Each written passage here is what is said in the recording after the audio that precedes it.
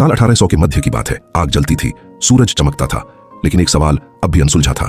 किसी गर्म चीज से निकलने वाली एनर्जी आखिर कितनी होती है और क्या इसे मैथमेटिकली प्रिडिक्ट किया जा सकता है? उस समय साइंटिस्ट्स के पास इंस्ट्रूमेंट्स थे, ऑब्जर्वेशंस भी थे, लेकिन कोई एग्जैक्ट लॉ नहीं था।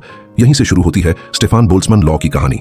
इस कहानी के पहले किरदार हैं जोसेफ स्टेफान, एक प्रोफेसर जिन्होंने हीट रेडिएशन को डीपली स्टडी करना शुरू किया। स्टेफान ने एक्सपेरिमेंटल डेटा को एनालाइज किया। उन्होंने देखा जैसे जैसे टेम्परेचर बढ़ता है, रेडिएशन बहुत तेजी से बढ़ती है। यह इंक्रीज सिंपल लाइनियर नहीं था, बल्कि बहुत ज्यादा तेज था। फिर आया वो ब्रेक थ्रू मोमेंट। साल 1869 के आसपास स्टेफान ने कंक्लूड किया कि रेडिएशन पावर टेम्परेचर के 4th पावर पर डिपेंड करती है, यानी अगर टेम्परेचर 2 गुना हो तो रेडिएशन 16 गुना बढ़ जाती है। यह एक शॉकिंग डिस्कवरी थी, लेकिन कहानी अभी अधूरी थी। अब एंट्री होती है लुडविग बोल्ट्जमैन। उन्होंने स्टेफान के रिजल्ट को थियोरेटिकली प्रूव किया। साल 1884 के आसपास बोल्ट्जमैन ने थर्मोडायनामिक्स और इलेक्ट्रोमैग्नेटिज्म को कंबाइन करके इस लॉ को डिराइव किया। अब यह सिर्फ एक्सपेरिमेंट नहीं, बल्कि एक फंडामेंटल लॉ बन चुका था। अब टाइमलाइन को समझते हैं। साल 1869 स्टेफान ने एक्सपेरिमेंटल लॉ दिया। साल 1884 बोल्ट्जमैन ने इसका थियोरेटिकल प्रूफ दिया। धीरे धीरे यह लॉ फिजिक्स का कोर पार्ट बन गया। अब कंट्री कनेक्शन देखो। स्टेफान स्लोवेनिया से थे, बोल्ट्जमैन ऑस्ट्रिया से। यह डिस्कवरी यूरोप के साइंटिफिक सेंटर्स में हुई, जहां थर्मोडायनामिक्स तेजी से डेवलप हो रही थी।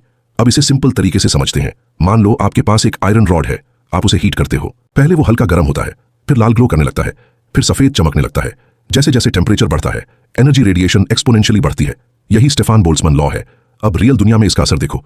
स्टार्स की ब्राइटनेस कैलकुलेट करना, सन से आने वाली एनर्जी मेजर करना, थर्मल कैमरास, इंफ्रारेड सेंसर्स, सब इसी लॉ पर डिपेंड करते हैं। अब हिडन यूजेस देखो। जब आपका फोन गर्म होता है, जब लैपटॉप हीट रिलीज करता है, वो रेडिएशन के थ्रू एनर्जी बाहर भेज रहा होता है।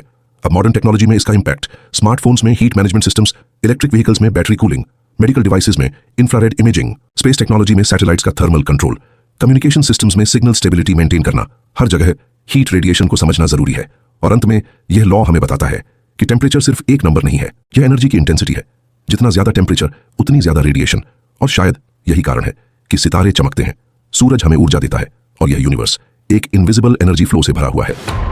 देखो दुनिया, इसके राज को जानो, हर एक इन्वेंशन की स्टोरी पहचानो। कैसे चलती है मशीन, क्या है मोशन का फंडा, क्लियर होगा अब हर concept. No more tension, no फिकर, come on physics to boy. Knowledge की दुनिया में a new discovery, physics to boy. Let's unravel the mystery.